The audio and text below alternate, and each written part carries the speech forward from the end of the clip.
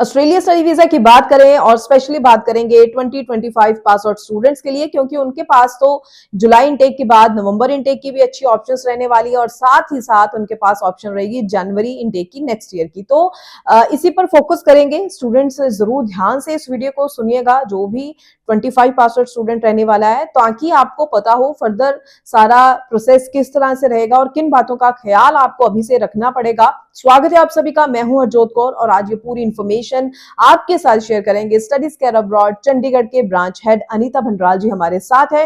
अनीता जी, बहुत बहुत स्वागत है आपका और जरूर स्टूडेंट्स को गाइड कीजिए, क्योंकि कई बार क्या होता है 25 पास आउट स्टूडेंट की अगर हम बात करें जो नवंबर इनटेक के लिए भी अप्लाई करना चाह रहे हो या उसके बाद नेक्स्ट ईयर जन इनटेक के लिए अप्लाई करना चाह रहा हो, तो मन में ख्याल आता है उनके कि अभी तो बहुत टाइम है, बहुत मंथ पड़े हैं बीच में, कर लेंगे तैयारी, कर लेंगे अप्लाई, देख लेंगे कौन कौन से कोर्सेज चाहिए। तो आप जरूर स्टूडेंट्स को गाइड कीजिए, अभी ये जो टाइम है उनको किस तरह के सही डिसीजन अभी ले लेने चाहिए, अभी अप्लाई कर देना चाहिए या रुक के अप्लाई करना चाहिए, इस टाइम को कैसे बढ़िया ढंग से यूटिलाइज किया जाए आप, और किन किन रिक्वायरमेंट्स की आगे उनको पूरी डिटेल में जानकारी होनी चाहिए। फंड्स को लेकर भी उनको जरूर गाइड कीजिए और मैं चाहूंगी आज की इस वीडियो में आप A to Z information students के साथ शेयर कीजिए, जो भी स्टूडेंट्स नवंबर इनटेक या जैन इनटेक के लिए आगे अप्लाई करना चाहते हैं। तो जी अभी वही इस टाइम पे जो स्टूडेंट्स हैं 2025 वाले स्टूडेंट्स, यानी कि वो स्टूडेंट जिनके 12th रिसेंटली पास आउट हुए हैं या फिर जिनके रिसेंटली अभी रिजल्ट अवेटेड है, वो वाले स्टूडेंट्स का दौर चलेगा और वो स्टूडेंट्स अपनी एप्लीकेशन अप्लाई करेंगे for the upcoming intake. And the upcoming intake is November and February. अब उनके जो रिजल्ट आने हैं वो मई के 10th और 15th मई के करीब आने हैं। तो जब आप एप्लीकेशन अप्लाई करेंगे तो आपको किन्हीं 4 चीजों का बहुत ज्यादा ध्यान रखना है, वो मैं आपको वन बाय वन बताऊंगी। सबसे पहले, if you are 2025 pass out and you want to apply for the application, so I hope कि you have started your preparation for the IELTS. अगर आपने अभी तक आइल्स की प्रिपरेशन नहीं स्टार्ट करी है, देन प्लीज आप अपनी आइल्स की प्रिपरेशन स्टार्ट कर दीजिए, बिकॉज यूनिवर्सिटी से आप एप्लीकेशन जरूर अप्लाई कर सकते हैं, कंडीशनल ऑफर लेटर भी आप अप्लाई कर सकते हैं, लेकिन उसमें हमेशा एक कंडीशन लगी होगी आइल्स की।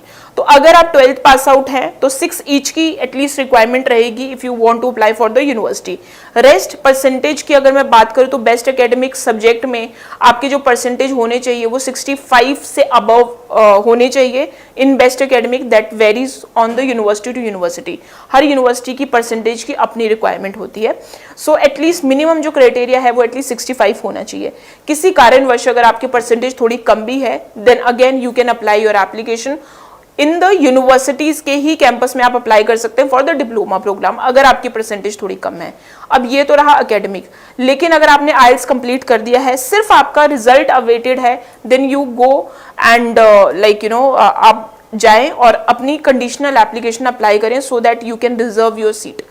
इसके बाद हम बात करेंगे कि जैसे ही आपका कंडीशनल ऑफर लेटर आएगा तो आपका कौन से इनटेक के लिए ऑफर लेटर आएगा। या तो आपका नवंबर इनटेक के लिए ऑफर लेटर आएगा या फिर फरवरी इनटेक के लिए ऑफर लेटर आएगा, कंसीडरिंग द फैक्ट कि November intake is the smallest intake in Australia. ठीक है, बहुत सारे कोर्सेज नहीं नवंबर इनटेक में अवेलेबल होते हैं, लेकिन मेजरली जो भी स्टूडेंट आर्ट से है, नॉन मेडिकल से है, मेडिकल से है, या किसी स्टूडेंट ने ग्रेजुएशन कर रखा है, तो मेजरली हर फील्ड के कोर्सेज अवेलेबल होते हैं। बट अगर हम कभी बोले कि हमें एक नर्सिंग का प्रोग्राम चाहिए, तो मे भी नर्सिंग का प्रोग्राम फेब में ना मिले, वो आपको नवंबर में ना मिले, वो आपको फेब में मिलेगा। तो जो कोई स्पेशल कोर्सेज होते हैं उन कोर्सेज की मे भी अवेलेबिलिटी ना हो नवंबर में, लेकिन majority of the courses would be available in November. लेकिन उसके लिए आपको थोड़ा सा जल्दी एक्सपेडाइट करवाना पड़ेगा अपना प्रोसेस। उसके बाद आती है इनकम और फंडिंग की बात। अब आपने सुना ही होगा, जब भी आप ऑस्ट्रेलिया में अप्लाई करते हैं तो वहां पे सबसे इंपॉर्टेंट जो पार्ट होता है दैट इज इनकम, कि आपको अपनी फैमिली की इनकम दिखानी है। और इनकम आप किस तरह से दिखा सकते हैं, आपको एटलीस्ट 2 इयर्स की आईटीआर आपको दिखानी पड़ती है। तो एक तो जो आपकी जो आईटीआर है, यानी कि 2024 की जो आईटीआर आपने फिल कर दी है आपके पेरेंट्स ने, एक वो आपको दिखाना है। और रिसेंट जो आईटीआर आपकी फिल होगी वो बाय 10th ऑफ मई या मई के किसी भी मंथ में वो फिल हो जाएंगी, वो दिखानी है। तो 2 साल की आपको जो होती है वो आईटीआर दिखानी पड़ती है। सो इसमें जो इनकम, कितनी इनकम आप दिखा सकते हैं, तो अगर आप अपने पेरेंट्स को क्लब करते हैं तो यानी कि मम्मी और पापा की दोनों की इनकम दिखाते हैं, तो एटलीस्ट 13 से 14 लाख हर यूनिवर्सिटी की रिक्वायरमेंट होती है। वो भी अगर कम पड़ रही है then you can add on one another member, जैसे कि आप दादाजी को ऐड कर सकते हैं या फिर आप अपनी ग्रैंड पेरेंट्स को, मेटर्नल ग्रैंड पेरेंट्स को ऐड कर सकते हैं जस्ट फॉर द 30%। इसके बाद रहती है बात फंडिंग की, कि हर यूनिवर्सिटी का रहता है कि आपको फंडिंग दिखाने पड़ते हैं।